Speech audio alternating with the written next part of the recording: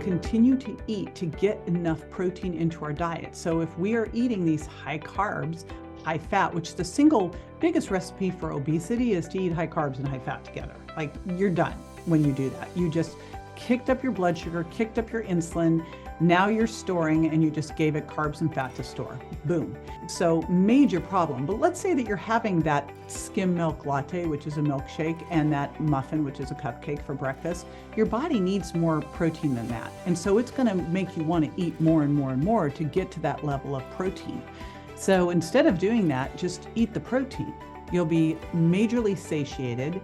It's thermic, way more thermic than protein and fat are, and it's going to help with blood sugar balance, so you won't start the roller coaster. If you haven't done so already, go ahead and click that subscribe button down below. It's a little red button. You punch that, and it's going to notify you every time we put out a new episode that can help you improve your bone health. And then also, if you haven't done so already, head over to BoneCoach.com, sign up for the free 7-day osteoporosis kickstart. That's going to walk you through everything you need to be doing right now to get on the path to improvement and stronger bones. After you do those two things, go ahead and press play on this episode, and I'll see you inside.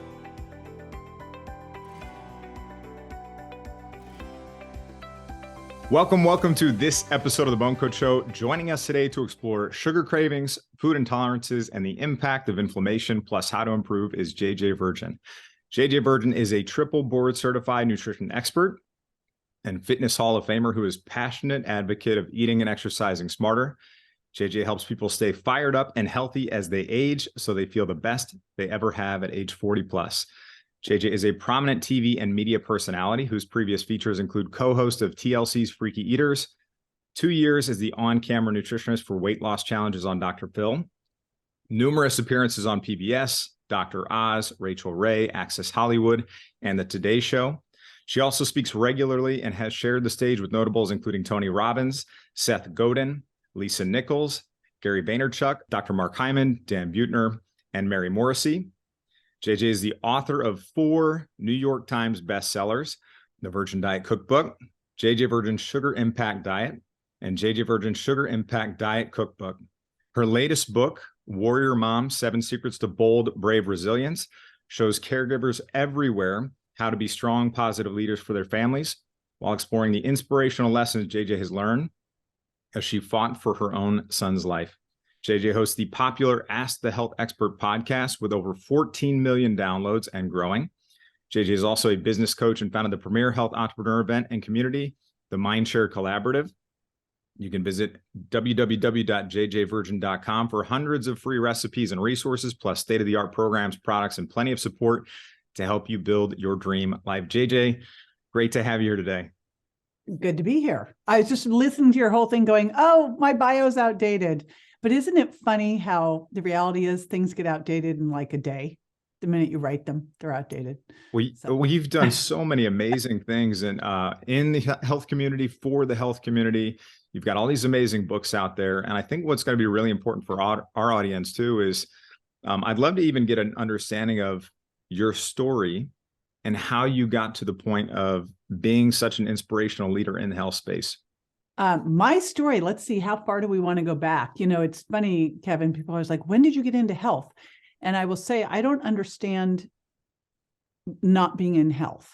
Like, I don't, it doesn't make any sense to me. Early on, growing up in Berkeley, California, people were health nuts. And I'm like, wouldn't you want to be a health nut? Like, what's the alternative, right?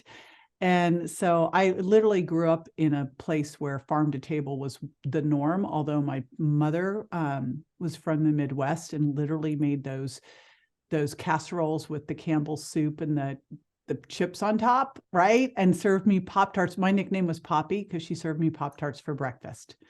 So at 12, I revolted and drove her nuts because I wouldn't eat I wouldn't eat the white bread. I didn't do dessert. Like, I just flipped everything and started to really focus on it. But the focus back then is really where I've come back to. And I think it's a much healthier focus for everybody. The focus on then was, how can I be, my best athlete? I wanted to be a musical theater actress. So it was really like, how can I perform the best? What do I need to do if my body's an instrument? And I think about that so much now because, so many women focus on losing weight and being slim. And I thought, what if we focused instead on being strong and, having great energy? Like, we'd get to the same place, but it's so emotionally, it's much healthier emotionally to do it that way. And one of your most recent book, Warrior Mom, 7 Secrets to Bold, Brave Resilience, you tie in even a little bit about that mindset piece too. How does that mindset tie into your health? It's so funny. When I went to sell that book, they were like, "You're not a mindset person. You're a diet person." I go, read my books. Like, if you've read my books or done any of my programs, you know that it all starts with mindset. It starts with mindset. It ends with mindset. Your vision is what's going to guide everything. And it's interesting. There's a study that came out that showed that in terms of aging, that people who have a positive mindset around aging live 7.5 years longer than those who don't. I mean, what crazy stuff. I was working with a doctor early on who was an obesity. He was a bariatric doc who was obese, by the way. It was always so interesting. And he hired me to help him. I go, this is the strangest situation. And he said to me, he goes, I have a way to get 100% of my patients to have great results if they just do this thing. I'm like, well, okay, A, why aren't you doing the thing? But okay, what's the thing? We'll get everyone to do it. And the thing was so simple. He said, all you do is you have them take a picture of their ideal body type that they want and put their face on it and envision it every single day. And, that is where I always start with people is, okay, you're here now. Where do you want to be? Let's get such a clear picture.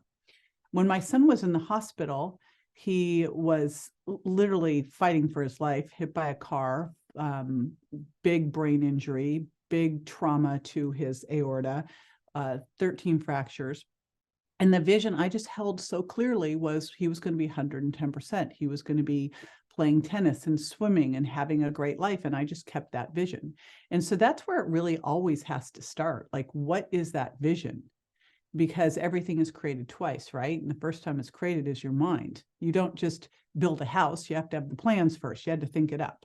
So everything always starts with mindset, and everything is also limited by your mindset. You're never going to get farther than you believe you can go. Wholeheartedly agree with that.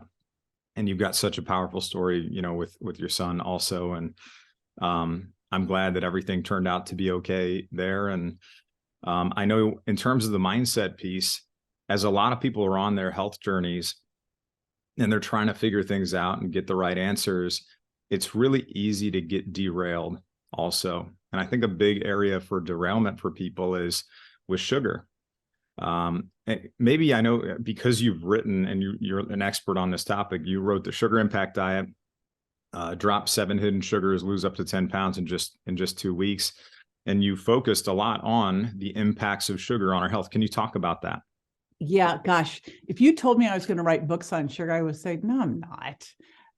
It just wasn't an area that was remotely interesting to me. I would just tell people, just put the cookie down, just stop that, right?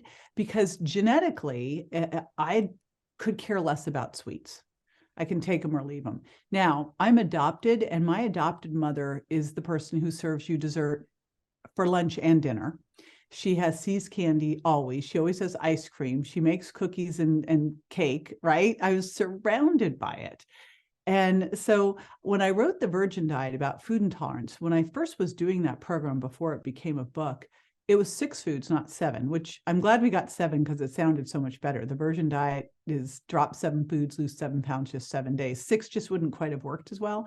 But I had to pull sugar in because I hadn't had it as one of the foods to pull, and everyone started eating it.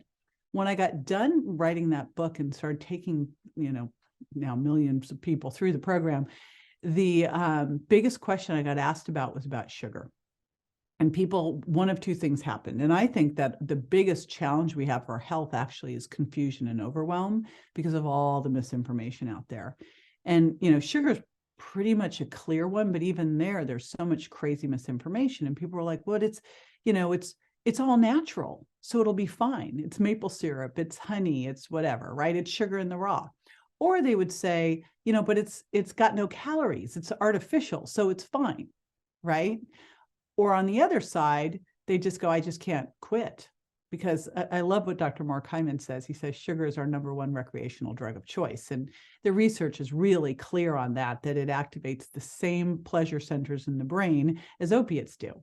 So I really set out, when I looked at sugar, I go, how are we approaching it that's not working?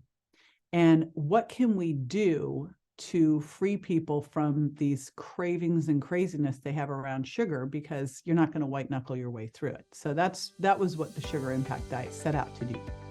Hey, it's Bone Coach Kevin Ellis. I want to take one more minute to talk about if you are somebody who was newly diagnosed with osteopenia or osteoporosis, and you're at a point where you're stressed, you're worried, you're overwhelmed, you have no idea where to start or how to get started getting confident in your plan. Or maybe something has been proposed as an option that you're not ready to go down yet, right? You want to try to do everything you possibly can naturally before considering that as an option. Or if you're the person who has been on this journey for a while, you've tried to figure all these things out on your own when it comes to osteoporosis, but you're still losing bone. If either of those situations is where you're at right now, I want to tell you about the Stronger Bone Solution Program. Over 5,000 people have come through the Stronger Bone Solution Program, and it walks you through the exact process you need to fill in the missing pieces, uncover critical things in your plan that you may not be aware of, and help you make modifications, adjustments, and tweaks to get you to the place where you're building stronger bones. That's what this program can do for you. And it's run for years and helped many, many people. And I want you to be able to benefit from this program as well. So if you're not confident and you're waking up every single day worried about fracture, wondering how am I going to improve my bone health today? I don't want you to be in that position. I want you to get confident in your plan so that you can focus on living life and enjoying the life that you deserve with the people you love most. So if that's where you want to be, head over to bonecoach.com/apply and apply for our Stronger Bone Solution Program right now. I'm Bone Coach Kevin Ellis. I want to see you inside this program. I want to help you get on the path to improvement and stronger bones. So go over, submit your application. If we approve your application and it's free to apply, then we'll let you know the next steps to get started in one of those programs. So hope to see you inside very soon. Let's get back to the episode. And then in terms of what are the impacts on our health, right? For those that continue to incorporate, sugary sweet treats, or even maybe things they might not be suspecting. They think they're doing the right things, but sugar may be sneaking its way in there. Right. And I think, honestly, that's probably most of your listeners. I would imagine most of your listeners are not like sucking down a big gulp, followed by some Oreos. I'm really guessing that. And it was interesting as I started to look at this book, because I wanted to look at a couple things. I went first off and I looked at everything that had been done around sugar and realized we really weren't approaching it correctly, because all carbohydrates turn to sugar. It's just a matter of whether we're mainlining them or making it slowly from the food we eat. Right? We want the latter. We want to make it slowly from the food we eat. So what's happening with the other? How are these things sneaking in, especially when someone's trying to eat healthy? Well, they might be going to the grocery store and they are looking at labels that say low glycemic. And so it sounds amazing, except low glycemic can actually be high sugar impact, because things like agave or crystalline fructose or apple juice concentrate have a low glycemic index, because fructose doesn't raise blood sugar. However, it creates insulin resistance, and it's easily stored as fat. And so that's what I set out to clear up. I'm like, okay, how do we look at this? Because someone going into the grocery store and looking at something and saying, oh, it's low glycemic, this will be okay. Or, oh, it's a green drink, it will be okay. Do you know these green drinks, like that Green Machine drink, has more sugar than a soda does? It is insane. And when you look at it, it says, 5 different types of greens. Well, the first things in there are pineapple juice, apple juice, grape juice. It's like all this fruit juice, which fruit juice is just a soda, right? It's got all this fruit juice and then some greens, because otherwise it wouldn't taste very good. Let's be honest. Greens don't taste awesome. And then you look at things like the yogurts, which say no sugar added, because you can easily lie on a label by putting fruit juice concentrates and saying no sugar added. Which, what else would fruit juice concentrate be? It's all sugar. So I think the big challenge is that, people are being duped by misinformation. And the labels can easily lie, and they don't realize where all the sugar sneaking in. And so when you have these sugars sneaking in, there's a variety of things that happen. The first thing that happens, and I watched this happen, in the 80s, I started working professionally in the 80s, doing nutrition and fitness. And that was the time when fat was the villain, and we were going to pull all the fat out, and we were going to eat. You were too young, so you don't know any about this, but you were supposed to eat like 6 meals, mini meals a day. We were supposed to graze all day long and eat really, really low fat, as close to no fat as possible, preferably a vegan or vegetarian diet. And so it basically was like all carbs, right? And I remember I would eat like, 6 to 10 times a day. I just would carry things with me, and all I ate were carbs. And I was so hypoglycemic, and I was, working out like crazy, doing lots of resistance training. And, I sit here at 60 at 12% body fat. I was 25% body fat back then, working out all day long, eating this way. And what I'd done was turn myself into a sugar burner, where my body was so used to having sugar coming in all the time, and my insulin was elevated, that I couldn't access stored fat for fuel, and I had to just use sugar. When you start to eat like this, a couple things happen. One, you can get hypoglycemic, and everybody knows how that feels, and it's awful, that irritable, clammy, cranky, shaky feeling. But the other things that it does is causes you to gain belly fat, and you just can't shake it. It makes you have cravings for sugar because your body can't access stored fat for fuel. So you have to rely on the incoming. And those are just, and it makes you tired, it makes you irritable, it makes you have brain fog, it messes up your skin, it gives you joint pain. But those are like the symptoms. When you really unpack all the major diseases, cancer, heart disease, dementia, big time with dementia, osteoarthritis, you start to go through all of them, you realize that sugar is either a trigger or majorly additive to any of these types of things, especially when you start to look at cancer and heart disease and dementia. Holy smokes. And again, I think the big challenge is that most people aren't sitting down and dumping a bunch of sugar in their coffee. They don't realize that the honey, the all-natural honey, is the problem. They don't realize that the marinara sauce that they just used has more sugar than a couple Oreo cookies. They don't realize that the healthy morning muffin they got from the coffee place that has the same amount of sugar as 2 Hostess cupcakes, right?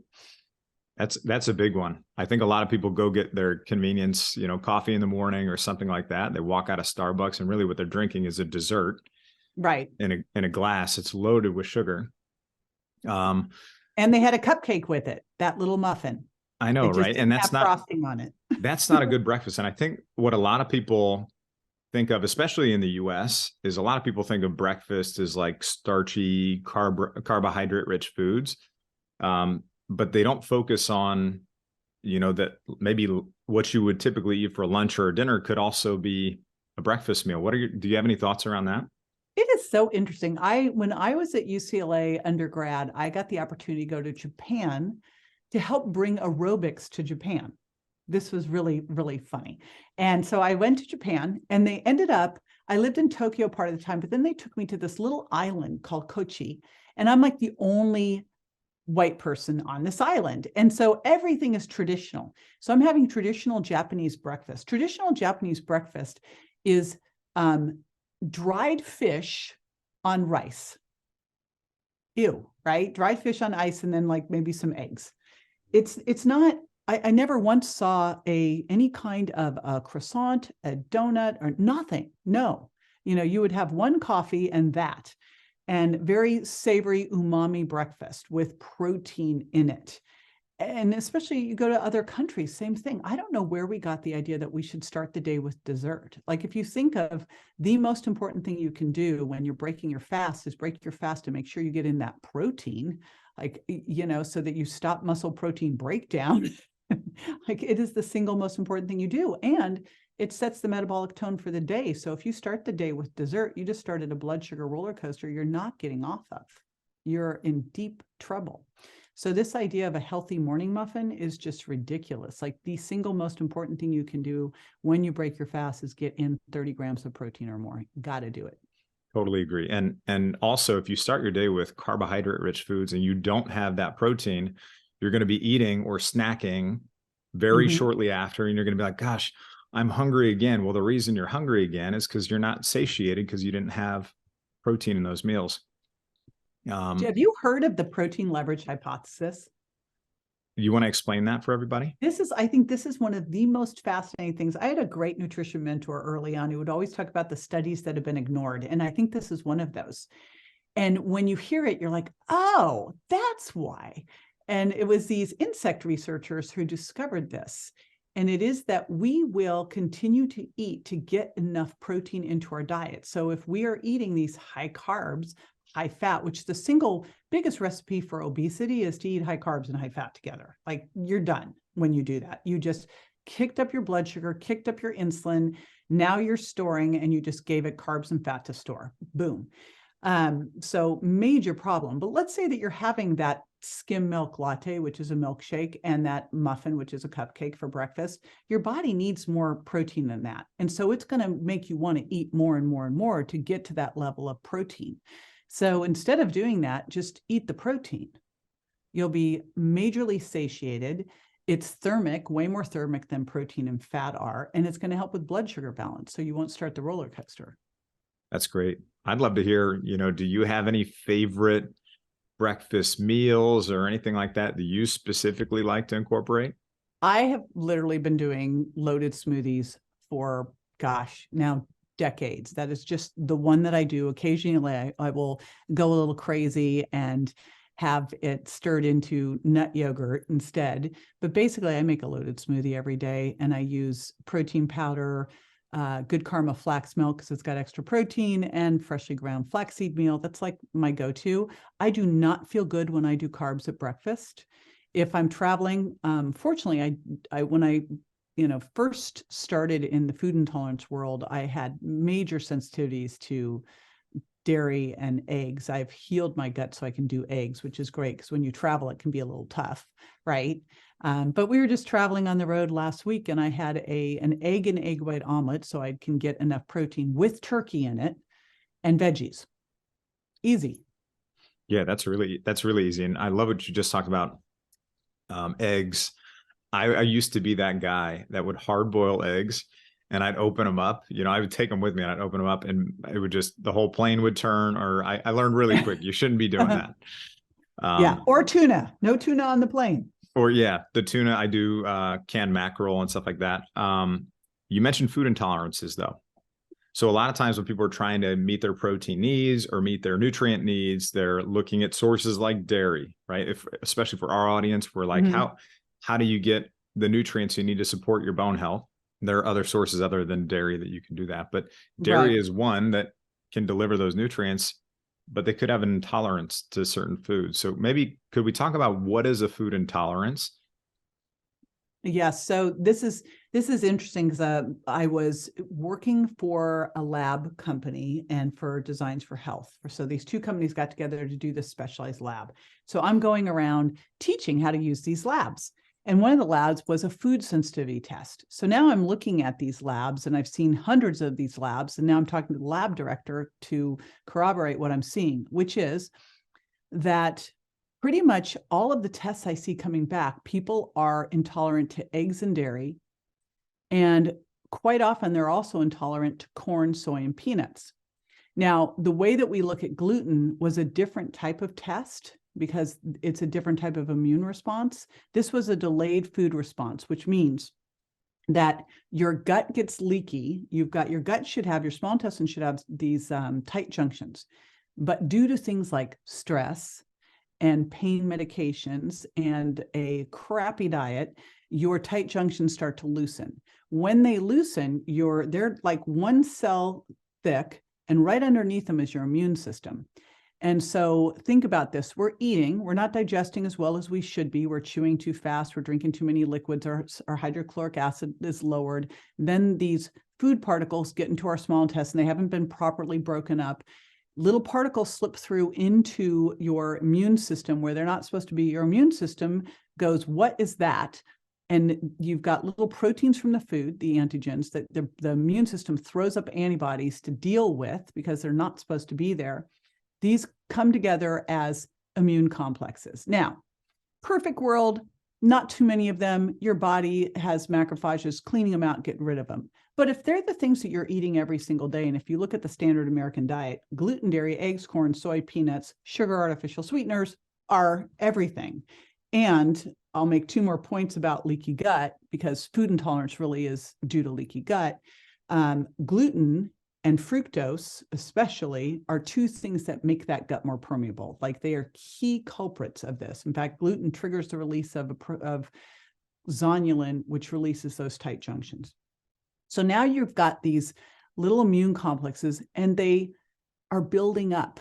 And as they build up, they start to create these symptoms. The challenge is, these are symptoms that we all think are just normal, like a headache every afternoon, fatigue, brain fog, joint pain, gas and bloating, and inability to lose weight, inflammation. Big thing they trigger is inflammation. And we're just like, oh, no, that's just normal, right? It is not normal. But because it's so mild, we get used to it.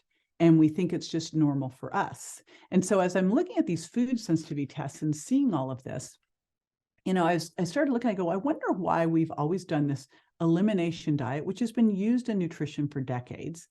When I'm not seeing any of the foods, I always thought, gosh, that's a complicated diet with the citrus and the strawberries and the nuts. And I thought, you'd see this occasionally where someone has really got leaky gut and they're just reactive to everything. Usually it's due to toxicity. But for the most part, people had mild leaky gut, where eggs and or dairy were always like the ones. And then right below that, if they were leakier, it was going to be corn, soy, peanuts. It was always happening. And so what happened was, I started looking at the food elimination diet, and I thought, that's complicated. I think what I'll do is just focus on these foods that seem to be the most common, because the food test was taking 3 weeks to come back. I thought, what I'll do in the time while they're waiting for the test results to come back, I'll just pull out these foods. I'll pull out the corn, soy, peanuts, eggs, dairy, and the gluten, because we knew the gluten was causing a problem. And we'll just start some gut healing. Well, they'd come back in 3 weeks to get their test results.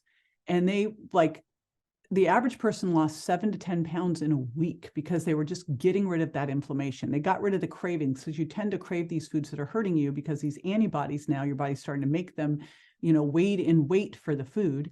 So you get rid of the cravings after a couple of days. They're losing weight. They all of a sudden can think straight. They've got great energy. They're not achy. I had someone with chronic tendonitis for a year, 3 times a week of PT for a year, went away in a week. And, now we're reviewing their test results, which they don't even care what the test says, because they know how much better they feel, right? And so that's where this all came from. And I would never have realized the extent of all of it until I started to see it. People's autoimmune conditions reversing, inflammation going away, weight loss resistance getting healed. And I still love the food sensitivity test. However, I think that the very best test is how you feel. And if you know that when you pull dairy out, you feel great, and when you put it back in, you get stuffy and you break out, this is a food that doesn't work for you, right? Like, what do you need to know? And so that was the keystone of food intolerance. And it's so important because, yes, Greek style yogurt can be a great source of protein. Whey can be a great source of protein, but not for everybody. Like, I just had my husband do food sensitivity testing and gut testing. Of course, we were on a cruise, Kevin, and I get the test back and say, hey, I've been trying to get him to completely stop gluten for years. And then I get the test back and on a cruise, I'm like, guess what? And then I get the food sensitivity test, but, and so some people actually need to see it, right? But if you're eating these things and you're intolerant to them, they're creating low-grade inflammation. That is at the root of all disease, all problems. You look at low-grade inflammation, it's going to block your body's ability to build muscle. It's going to lead to insulin resistance. It's going to make you feel crappy, right? I mean, so you just don't want to do it. So I always say, I think eggs are one of the greatest foods out there if you're eating pastured eggs. I think whey protein and Greek style yogurt can be amazing, but they may not be amazing for you. And you either need to roll through the virgin diet to see if they figure out which foods work for you and which foods don't. I'm not saying, I think when people read the book, they're like, oh, it's dropped 7 foods forever. I go, no, it's dropped 7 foods for 3 weeks, and then heal your gut, go back and see which ones work and which ones don't. And if those foods don't work for you, heal your gut, really go and heal your gut. And you may find that you can then rotate in pastured eggs, right? Or you may find that it just doesn't work for you. Again, it really has to do with individualization, and then you can figure this out. The other thing with dairy too, as I was digging through dairy with the book, because obviously, like, I did a public television show on the virgin diet and the sugar impact diet. Oh my gosh, the questions I got asked about dairy and calcium and bones. But it's interesting because if you really start to dig into the research about dairy and bone health, it's actually the opposite of what people think. And I'm sure you've talked about this, right? Where people think they need dairy for bone health, but yet, they find that people who are drinking, especially milk, and milk's an entirely different food than, say, having Greek style yogurt or whey, but they're finding people that drink the more milk have the more issues with osteoporosis. So don't be afraid if you cannot get the dairy in. There's plenty of ways to have strong bones, and dairy to me is not one of the ways I go for it. And you brought up so many important points there. I mean, number one is that as you're trying to figure things out and make progress in your health journey, you're going to hear about different superfoods, or this food can help you do this and this food can help you do this. Make note of those things, but realize it might not actually work for you. If it creates inflammation in your body, it's not a health food for you.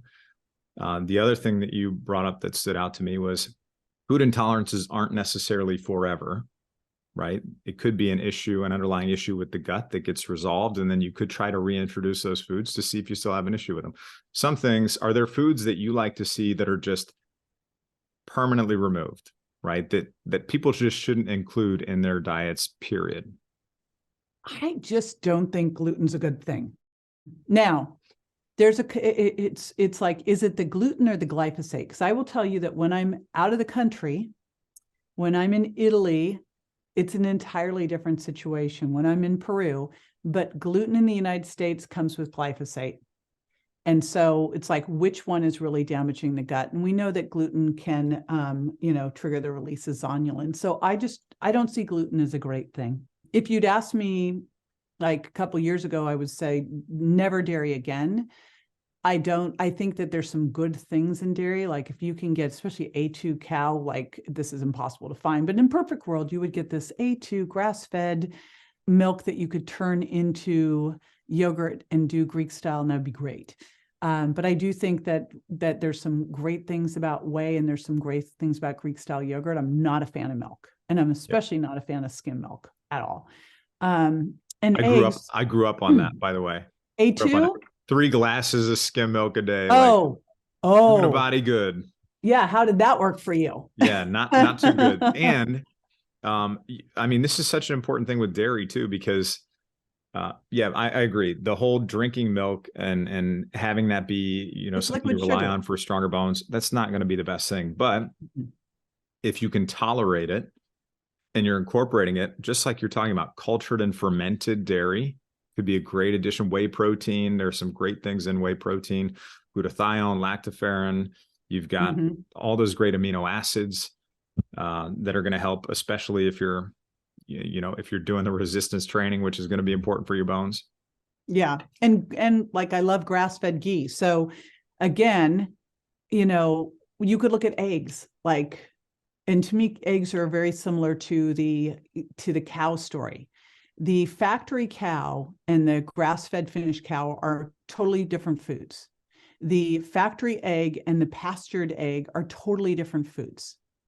And so, choose wisely. You may find, and I've seen this with so many people over the years, that they can't eat factory eggs, but they do fine on pastured eggs. So that's the other piece to discover. But the first thing is and again, you can either do an IgG4 food sensitivity test, or you can do the virgin diet. And then, depending on what comes out, you'll probably want to, if you've got any kind of food reactions, that's showing that your gut's more permeable than it should be. This happens because of stress, fructose. And if you're not actively watching out for fructose, oh my gosh, it's just used in everything. And they'll hide it in health foods by agave or crystalline fructose. It's the worst sugar of them all, the worst, hands down, of everything, except for artificial sweeteners. Those are their own class of bad. So, then you need to heal your gut to see if you can get some of these things back in. But boy, you pull out foods that aren't working for you. It is one of the fastest ways to feel better fast. It's amazing. You drop that inflammation. It's like, I had one gal who was part of a girl band, and literally her fellow singers thought she'd gone and gotten plastic surgery. That's amazing. And one thing I'm curious, I would love to hear your thoughts on fruit sugars. So a lot of times people think it's fruit, it's healthy, it's got nutrients in it, I can eat as much as I want. Do you have any limits on that, or any thoughts about certain fruits that people should or should not eat? Yes. Boy, my favorite guy on fructose, well, two of them, Dr. Rick Johnson, who wrote Nature Wants Us to Be Fat, so good on fructose. And of course, Dr. David Perlmutter, because that's really the tie-in with uric acid. Here's the thing. A cup of blueberries or an apple is an entirely different food than a glass of apple juice, right? A grape is an entirely different food than a raisin. So what we want to do is have fresh or frozen fruit, not dried, not juiced, not syruped, not jammed, right? Not condensed. So fresh or frozen. And my basic plan for people is eating, 0.7 to 1 gram per pound of target body weight of protein a day in 3 divided doses with at least 30 grams at a time. 5 or more servings of non-starchy vegetables, more is better. And then 2 servings of fruit. When I take people through the sugar impact diet, I actually take them off of fruit for 2 weeks because I want to get them back sensitized to the sweet taste, because fructose is so super sweet. And I also want to get them bad at transporting fructose. It turns out with fructose that the more you eat, the better you are at transporting it to the liver.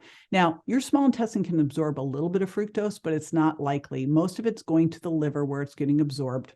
And in the liver, that fructose will be converted to glucose and stored as glycogen, but there's not a whole lot of space there, which is why we now have non-alcoholic fatty liver disease. Like, it's now a big thing. That is from fructose. That is what it's from, right? Non-alcoholic. It is purely from fructose. It's from crystalline fructose. It's from agave.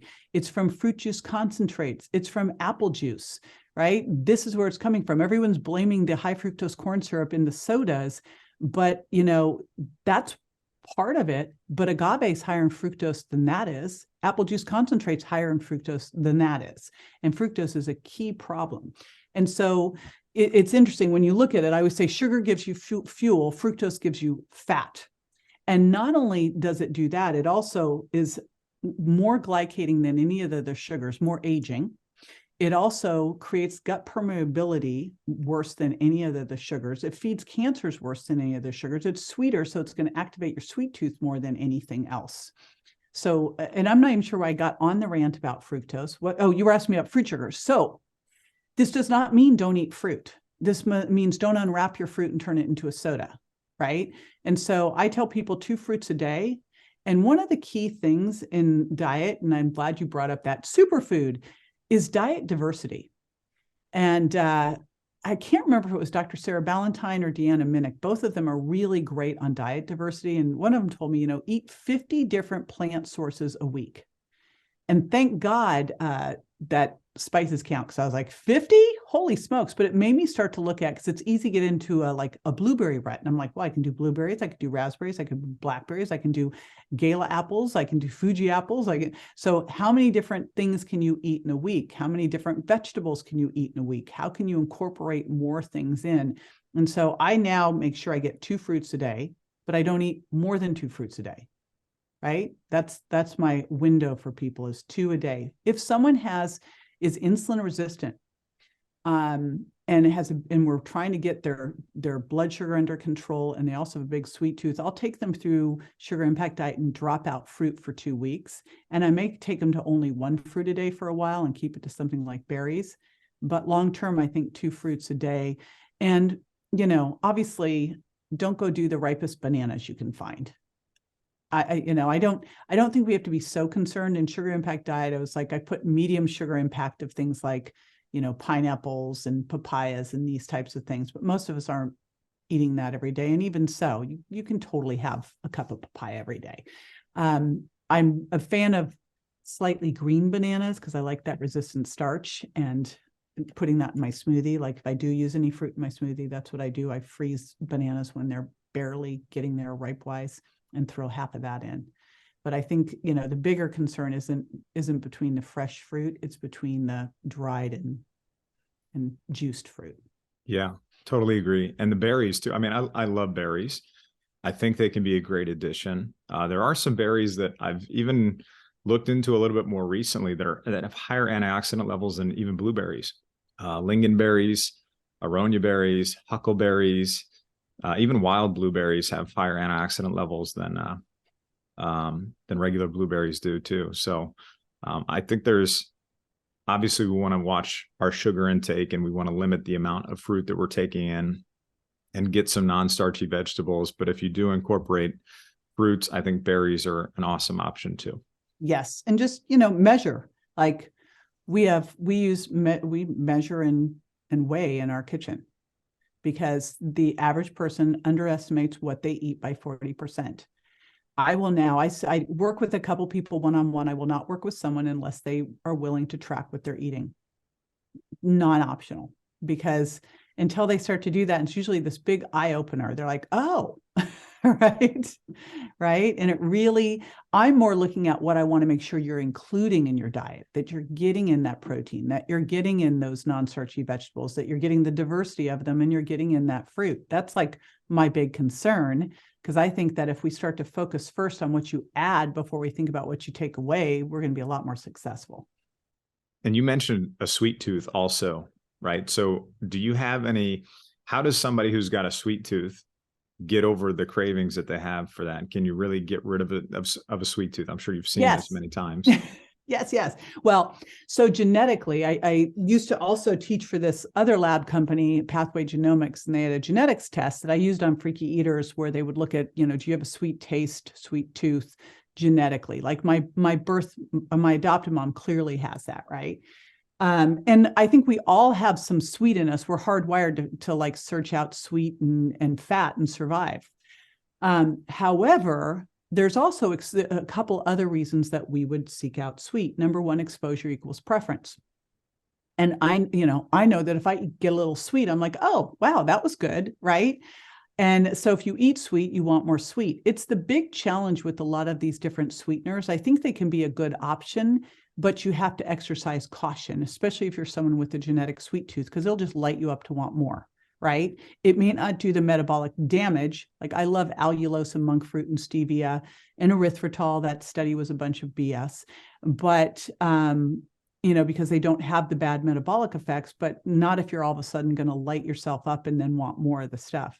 What I decided to do in Sugar Impact Diet was figure out how I could get rid of these sweet tooths. Because again, could be genetic, could be due to stress. As we know, it's not only will stress make your gut leaky, stress is going to deplete serotonin and dopamine, and it's going to make you want to crave sugar. So is poor sleep. And so is a poor diet. Like if you are more insulin resistant and you are eating a higher sugar sneaking in diet, you're not going to be able to access stored fat for fuel, and you're going to start craving more. If you're not getting enough protein, remember what I said about the protein hypothesis, you will leverage hypothesis, you'll start eating more. So I always like to look at what could these challenges be, but you can fix this pretty quickly. First of all, sour and fermented can help take your sweet tooth away. Learn that hack from Donna Gates. So I love this lemon juice little drink where you take lemon juice, a little cayenne for metabolism, a little bit of a sweetener of your choice, but not much to keep it sour. Throw in some glutamine that can help with your sweet tooth, and try that. If you do that before a meal and you can add some apple cider vinegar, you lower the blood sugar response to the meal too. Plus you can add a walk-in afterwards to help. But sour is one thing, fermented helps there too, but then focusing on getting your protein first. Because again, so often if we just start getting our protein first, adding in those non-starchy vegetables, maybe a little bit of a slow, I call them slow, low carbs we would make sugar slowly from, like winter squashes or wild rice, those types of things, little bits of them, legumes, and some healthy fats. Now you've got a trifecta for blood sugar balance and satiety. your insulin is not going to go up and stay up. It's going to come up, bring the blood sugar down, and then come back down again. Now you can access stored fat for fuel. You can repair that insulin resistance fairly quickly, especially if you're sleeping well and doing resistance training, and then you're not going to have that sugar craving. So I attack it a couple different ways in the book. And literally when I ran 700 people through the trial, I was able to get rid of sugar cravings in 2 weeks, which is what I set out to do, because I knew I could. I tapered for a week, because that's what I found is what people do wrong when they're trying to get rid of sugar cravings is they don't fix the underlying problem of an imbalanced diet. And they also try to quit cold turkey. And if you've turned your body into a sugar burner, not a hybrid sugar and fat burner, and you quit cold turkey, all of a sudden you're going to be like, starving. Like your body's used to fueling on these carbs, and all of a sudden you took all of that away. It's going to make you race. In fact, I had a gal do this. She was like raced over to the vending machine and got a Coke. And I was like, okay, this is why we taper, right? This is why we don't do this. We taper from high sugar impact to medium sugar impact while increasing our protein and our fiber and our fat. And then we taper down to low, take fructose out for 2 weeks, get your body bad at transporting fructose again, and then start to reintroduce the things to see where really you should be. Like, how do you feel when you're eating higher sugar impact carbs? And most people go, ew, it tastes too sweet. Ew, I feel like crap. I don't want to do it anymore. Hey, it's Bone Coach Kevin Ellis. Thanks so much for tuning into this episode of the Bone Coach Show. If you're finding it helpful, please leave a positive rating and review. Hit that like button, subscribe to the podcast or the channel. That lets us help more people and reach and serve more people. And it also lets us know that this is helpful to you on your journey to better health and stronger bones. And then also, right down in the show notes, you can actually find a link to my free Bone Healthy Recipes Guide. That's going to give you access to some amazing and delicious recipes to support your journey to stronger bones. And then also, we have a link to my free Stronger Bones Masterclass in the show notes too. And that is the 3-step process that has helped people in over 1,500 cities around the world get confident in their plan for stronger bones. Over 110,000 people have taken part in this, and it's been really, really helpful for them. And I want you to have free access to it too. So add your name and email right down there in the show notes, get access to that free Stronger Bones Masterclass, and let's get you confident in your Stronger Bones plan today. Does your guidance change for somebody who's maybe they would consider themselves underweight, or they've considered themselves underweight their entire life, and they're like, gosh, I'm just trying to put weight on. I'm trying to put muscle on even. What would you say to that person? I've actually had a number of those people over the years. And the first thing I check when I've got someone who's underweight is I check to make sure that they are not celiac or gluten intolerant. Because I've caught that so many times where that's why, and it was interesting when I heard your story, Kevin, because I remember I had this guy come in to my wellness center in Palm Desert, and he was celiac and he was in his 50s. And I said, have you ever had a bone density test? He goes, no. So we did food sensitivity testing, and I sent him out for a bone density test, and osteoporotic, right? And dairy intolerant, so he'd gone off of gluten. Quite often people who've got gluten issues have dairy issues. They tend to go hand in hand, but he'd been like, the milk drinker, making the osteoporosis worse. I was like, oh boy. So what I find with people who want to gain weight, we have to always make sure there's not an underlying reason that they are catabolic and breaking down.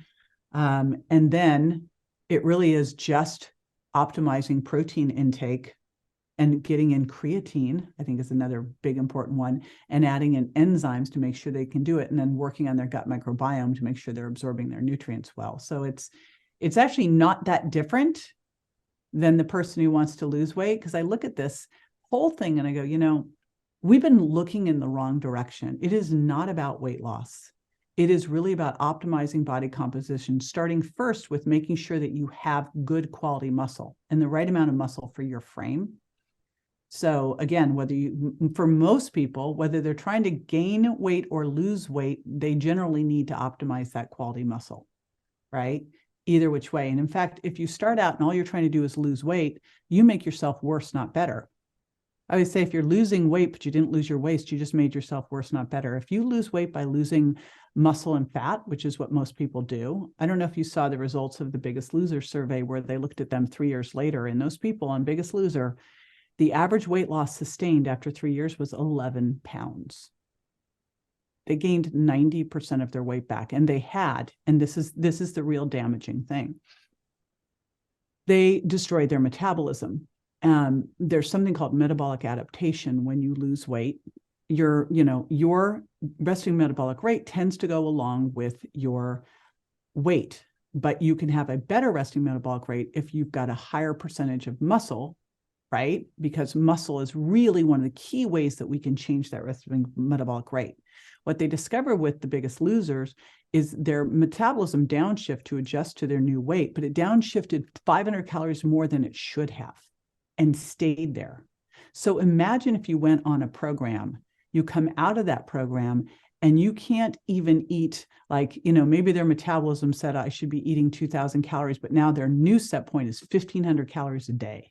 And if they go over that, they gain weight. Could you imagine what a mess? Because your hunger is going to overtake you. And I would think too, in those situations that I think a lot of people understand now there's a lot of trauma that affects people. They could have emotional, unresolved things from their childhood that is impacting their decision making. Maybe it's things in their environment, right? They want to make these good decisions, but they still keep the cookies in the cupboard, or they still keep the ice cream in the freezer, and they haven't changed the environment to where it's going to set them up for success. Any thoughts, any other things there that you see could maybe set people back or keep people from making progress? So I used to go around the country. This was, 10, 15 years ago. I taught a course called Overcoming Weight Loss Resistance. And it was all the things that could get in the way of you losing weight or cause you to gain weight. And obviously, there's so much more now than even what we knew back then. But when you start to really unpack this is not a bank account model. That is so darn clear. And that's why years ago I said, our body's not a bank account, it's a chemistry lab. But if you look at all of these things, again, I go back to, you don't lose weight to get healthy. You have to get metabolically healthy so that your body can hold on to and build muscle and lose fat. And now in the United States, we have something like 6.8% of the population, I think, that are considered metabolically healthy. And then we want to focus on, you need to lose weight. No, you don't need to lose weight. You need to get metabolically healthy. If you get metabolically healthy, then you will lose the weight. And so then you have to unpack, well, what are all the things that could be going on here? And what are the things, when I was on Freaky Eaters, it was me and a psychologist, and I would always go, okay, it's the insulin resistance. He'd go, it's your mother.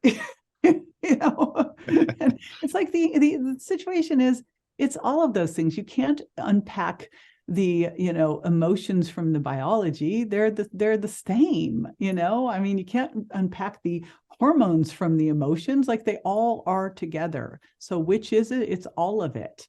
And I think the most important thing is that we have to do is go, okay, I'm going to give myself some grace. Because what I see that just upsets me so much is just the level of shame, et cetera. And I go, if you had high blood pressure, or if you had osteoporosis, you wouldn't be ashamed.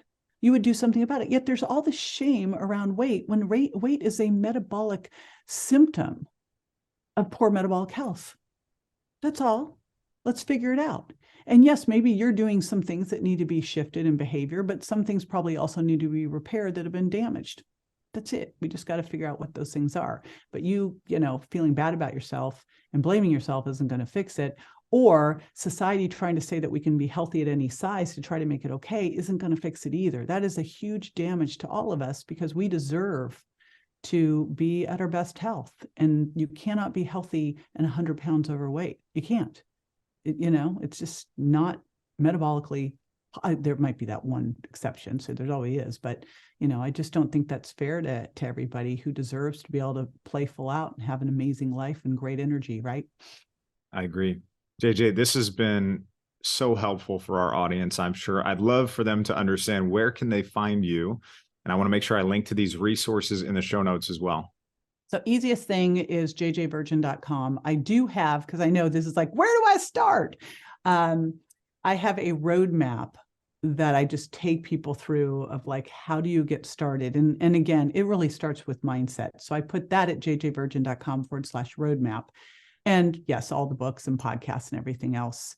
And again, the number one way to get started is to start with that vision and decision and commitment and take action, which I'm sure they're doing if they're listening to you.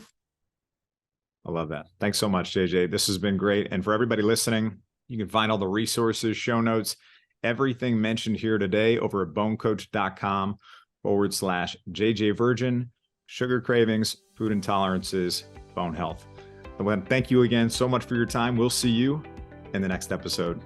Hey, it's Bone Coach Kevin Ellis. Hope you found that episode helpful and that you enjoyed it. Just one last reminder, if you haven't done so already, head over to bonecoach.com, sign up for your free 7-day osteoporosis kickstart. It's going to tell you everything you need to do to start getting on the path to improvement. Hope you found this helpful. I'm your Bone Coach Kevin Ellis. I'll see you soon.